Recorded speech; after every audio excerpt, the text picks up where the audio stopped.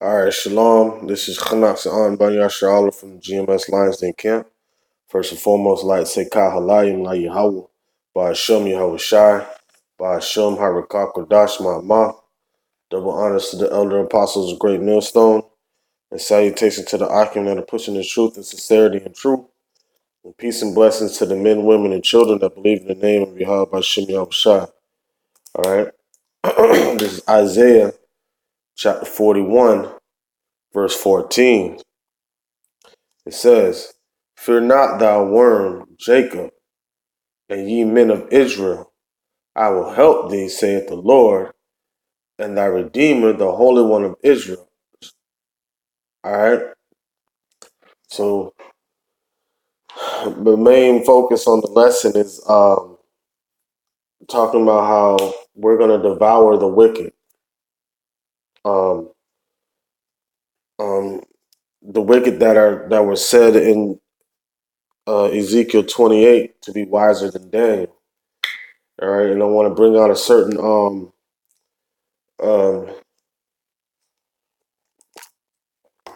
scripture in the book of Second Maccabees, Shalaki chapter 9,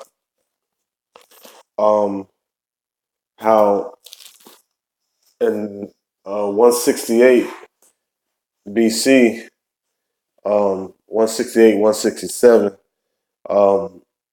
and Antiochus the Fourth, 167, 168. Well, Antiochus the Fourth was when he died. I knew that wasn't right. It was 164 BC. All right. But the thing about it is how he died. At his first point of death, he saw worms coming out of his body. All right. That's what was described as, what's happening to him.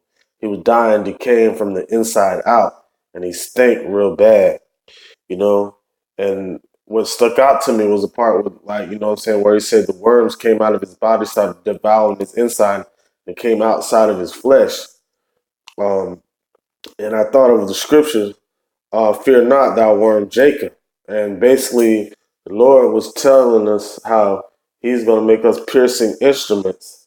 You know what I'm saying? And for Antiochus the Fourth to die in that manner, and him being the wicked root that came out of Alexander, you know what I'm saying? Came out of the Diadochi, and being that wicked root, gets devoured by worms, you know, and that's what led up to 70 AD. You see what I'm saying? So that's what kind of stuck out to me, and I just want to do a lesson on it, just kind of going and getting a couple scriptures to kind of point out those things, like, you know what I'm saying? All right. So first, I'll go ahead and read the story, and it's Second Maccabees chapter 9. I'm gonna start at verse 1. I'm gonna go all the way to 12. All right. It says, "About the same time, Antiochus with dishonor out of the country of Persia, for he had entered the city called Persepolis, and went about to rob the temple and to hold the city, whereupon the multitude running to defend themselves with their weapons put them to flight. So it happened that Antiochus, being put to flight of the inhabitants, returned with shame." All right. So when he ran up into Persepolis to rob, he was turned away and turned to shame. So what happened at that point was was he he wanted to go put pressure on Israel now, because he upset, because, like, he got put to shame. You know what I'm saying? So he ran up into rob the place and got put to shame. So now, okay, I'm gonna take my matters. I'm gonna take my aggression or my angers out because my feelings hurt on Israel. All right. All right. This is verse 3. It says, it's like it says, "Now when came to Ecbatana, news was brought him what had happened into Nicanor, unto Nicanor and Timotheus, when the swelling with anger, he thought to avenge upon the Jews the disgrace done unto him by those that made him flee. All right, so now he wanted to take it out on Israel. All right. Therefore commanded he his chariot men to drive without ceasing and to dispatch the journey, the judgment of Yahweh now following him. So now he finna go persecute the children of Israel. He's going to persecute us, just like what's happening today. You know, the devil, the so-called white man Esau, he's trying to devour us. But as soon as he tries to go and fill his belly, the Most High, the judgment of the Most High is going to be right there, close behind them, following behind them. All right, that's what's happening. That's what you're seeing happening right now, man. The more, because you know what I'm saying. It's kind of like he's trying to devour us, like we're in the belly of the beast. But he's gonna have to spit all that. This one, he tries to go fill his belly, man. The Most High is gonna judge him, just like how he wanted. Just like how Antiochus Antiochus wanted to do it. All right. It says, verse 5. It says, "But the Lord Almighty, the power of Israel, Yahweh Bashem Yahushai, smote him with an incurable and invisible plague. For as soon as he had spoken these words, a plain of the bowels that was remediless came upon him. A pain of the bowels that was remediless came upon him, and sore torments of the inner parts, that most justly, before he had torment other men's bowels with many of and strange torments." Damn, so recently he had tormented some of us with strange torments of the bowels, man. You never know, he might have tried to stick stuff up our butts and stuff like that. You know what I'm saying? You never know dealing with this devil, man. But the torments that we caught from him was double. That the Most High Yahweh Bashim Yahushua put double on this devil, man. Just like how he's going to do in these times. All right. It says, "Howbeit he nothing at all ceased from his bragging, but still was filled with pride." So now he has an uncontrollable pain in his bowels, in his belly, and he can't even, and he still won't cease from pride. He still is going to be arrogant.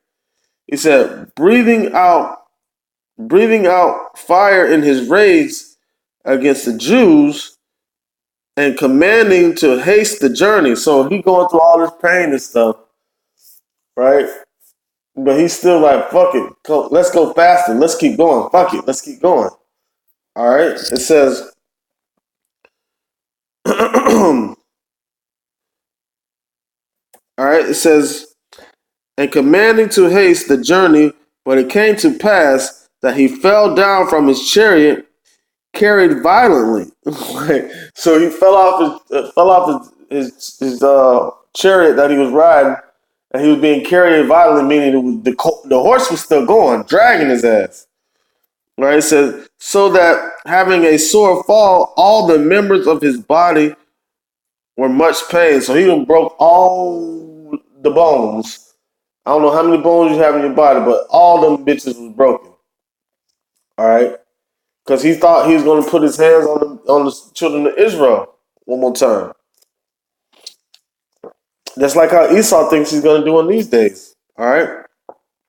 It says, and thus he that a little afore thought that he might command the waves of the sea, so proud was Shalakia. It says, And thus, this is verse 8. It says, and thus he that a little afore thought he might command the waves of the sea, like, because he was arrogant, talking about them making it seem like he can make the waves of the sea go as far as back as he wants to and come up as far as he wanted to. All right? Like, thinking that he was a god. It said, so proud was he beyond the conditions of man. He's like the most proud of the most proud. And that's how Esau is today, man. All right? It says, and weigh the height of mountains in a balance. Like, he could tell how big a height. Like, come on, man. He felt like he could do everything. He felt like he was God, man. All right? Like, because he could command people to do what he wants, he felt like he could command the earth to do the same thing. All right? It says, and carried in an horse litter, showing forth unto all the manifest power of Yahweh. Shlaki. I skipped on one part. It says, and weigh the heights and weigh the high mountains in a balance was now cast on the ground and carried in a horse litter. So he was cast on the ground, carried in a horse litter. But what it's saying, like, the man that felt like he could do anything that was possible unto his will is now on the ground being drugged by his chariot with a painful pains going through his bowels and all his bones broken in his body, man. It says, showing forth unto all the manifest power of Yahweh. And that's what Yahweh is showing. And that's how he's going to punish Esau, man, and 2/3 of our people. All right, so now it says, this is the point right here. It says, so that the worms rose up out of the body of this wicked man. All right. And whiles have lived in sorrow and pain, his flesh fell away, the filthiness of his smell was noisome to all his army. So he was like, that's that loud right there. All right, that's that loud because, it said he was smelling so bad, it was noisome. All right. It says, and the man that thought a little afore he could reach the stars of heaven, no man could endure to carry his intolerable stink.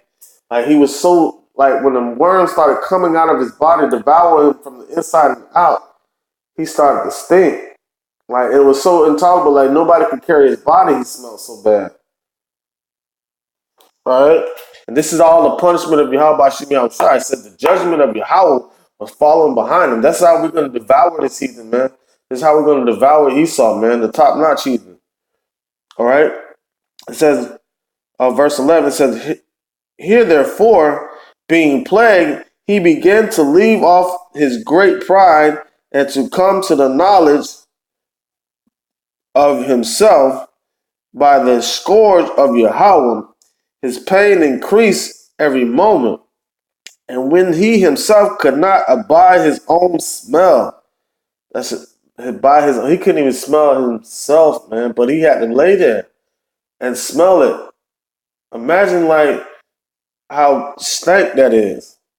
Like, if somebody goes in the bathroom and does number two, you can't go in there and smell you're gonna, like, it's gonna make you throw up.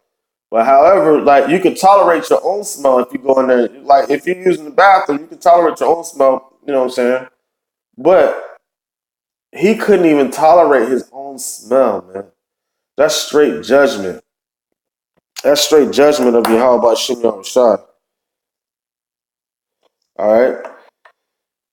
It says, and when he, verse 12, it says, and when he himself could not abide his own smell, he said these words, it is meet to be subject unto Yahweh, and that a man that is mortal should not proudly think of himself as if he were Yahweh, if he were God. All right? And so that's how Esau's going to come down, man. That's how Esau's going to come down. So Let me go back to now that I read that, let me go back to Isaiah chapter uh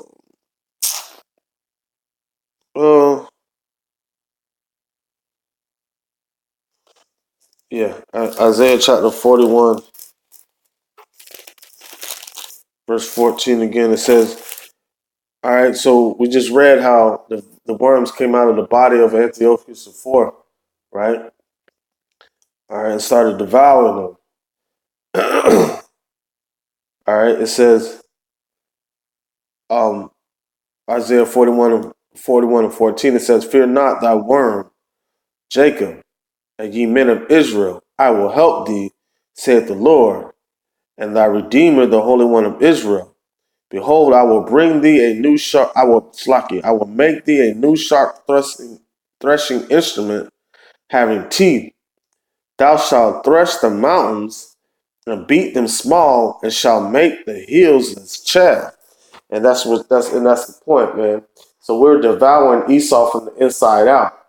All right. So now, even so, in the protests that they had, the standoff between the MAGA white boy and the Native American, the Gadite. Um, so now you're seeing the so-called black Hebrew Israelites, even though we're not black, we're Hebrew Israelites. You're seeing them in the mainstream media now. All right. Let me get a scripture. Pretty soon you're gonna see them in the government. All right. And this is all prophecy according to Yahweh Shemiel Shai.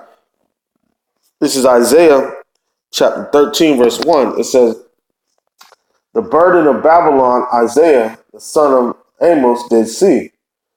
Lift thee up a banner upon the high mountain. Exalt the voice unto them. Shake the hand that they may go into the gates of the nobles. So that's why GMS is so particular on doctrine. All right, because we can't have any flaws in the doctrine because we're going to go up in the gates of, that's what we're doing, going up in the gates of the nobles. All right. Like letting this word be voiced into the upper elite, into the governments that are around this world. You know what I'm saying? What the word mountains means governments in the Bible. All right. Next scripture is um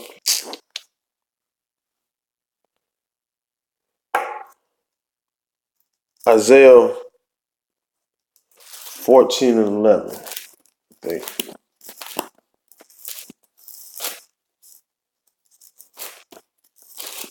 All right.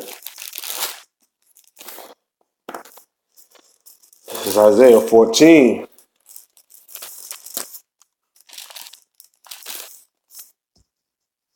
verse 11. It says, thy pomp is brought down to the grave, the noise of thy vows. All right. The worm is spread under thee, and the worms cover thee. All right.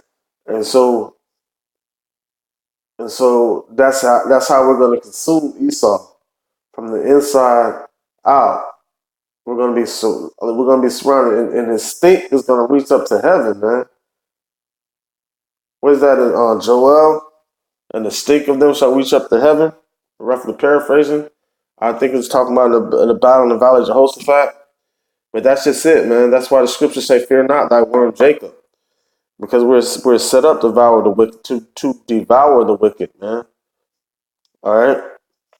I'm gonna close it out with one more scripture.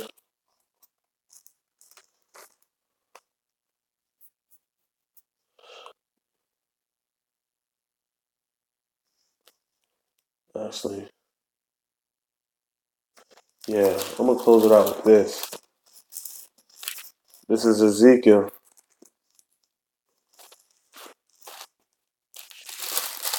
chapter 28,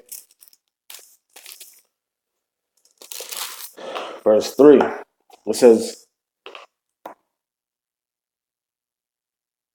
behold, thou art wiser than Daniel. There is no secret that they can hide from thee. With thy wisdom and with thine understanding, thou hast gotten thee riches and hast gotten gold and silver unto thy treasure. All right. And that's just it. And that was spoken of how they were gonna come up in the book of Daniel. All right, let me get that real quick. This is Daniel chapter 8.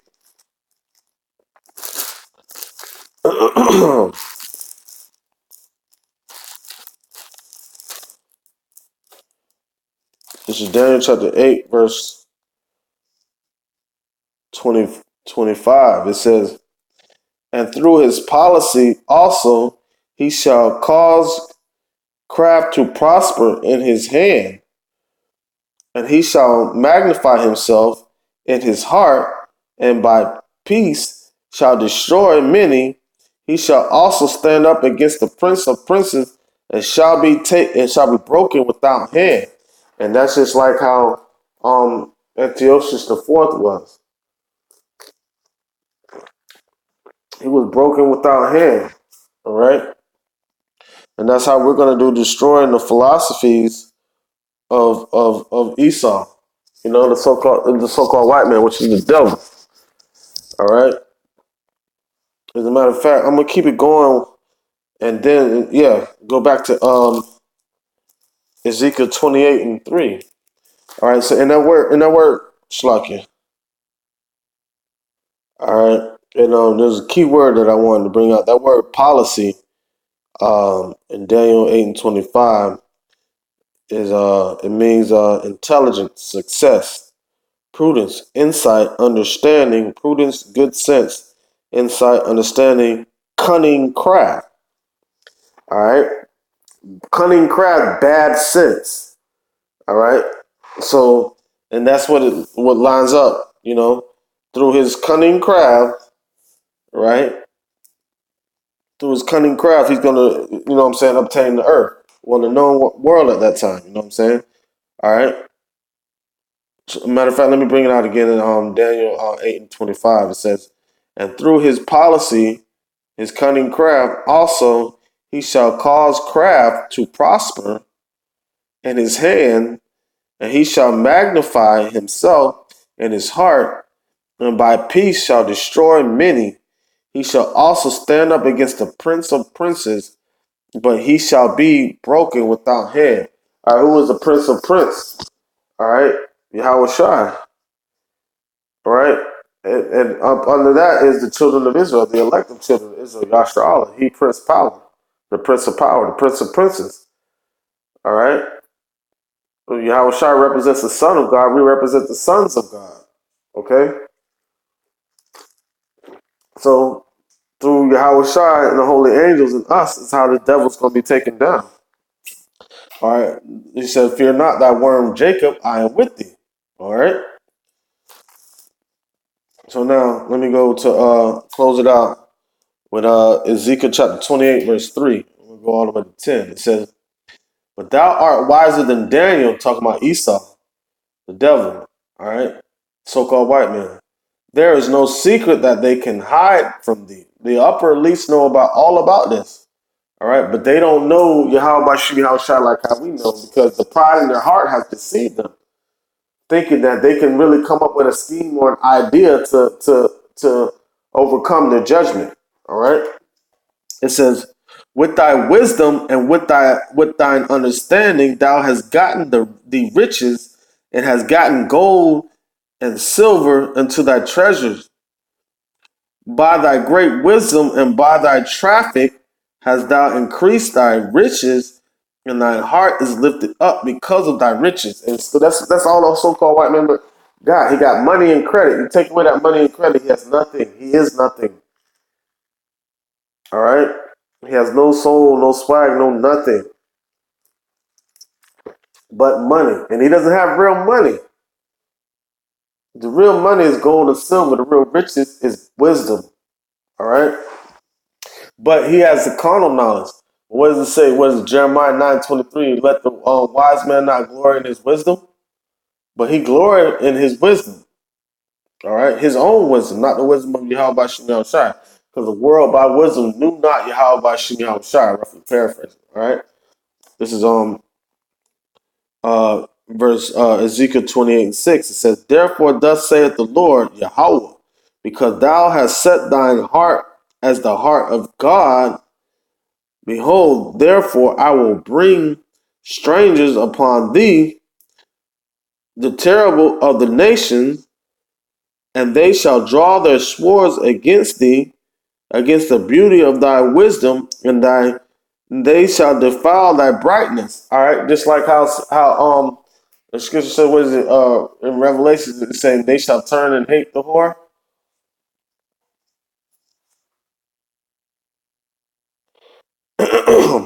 All right, this is Isaiah chapter 13 and 5. It says, they shall come, and they come from a far country, from the ends of heaven, even the Lord, and the weapons of his indignation, to destroy the whole land. How ye, for the day of the Lord is at hand, it shall come as a destruction from the Almighty. Therefore shall all hands be faint, and every man's heart shall melt. And that's what's going to happen to Esau, the so-called white man, Babylon the Great. All right, the devil. With that being said, I want to like to say Kyle Halayim La Yahweh, Ba'ashem Yahweh Shai, Ba'ashem Havakak Wadash Mama. Double honors to the elder apostles of Great Millstone, and salutations to the Archimate that pushes the truth and sincerity and truth, and peace and blessings to the men, women, and children that believe in the name of Yahweh Shem Yahweh Shai. Shalom.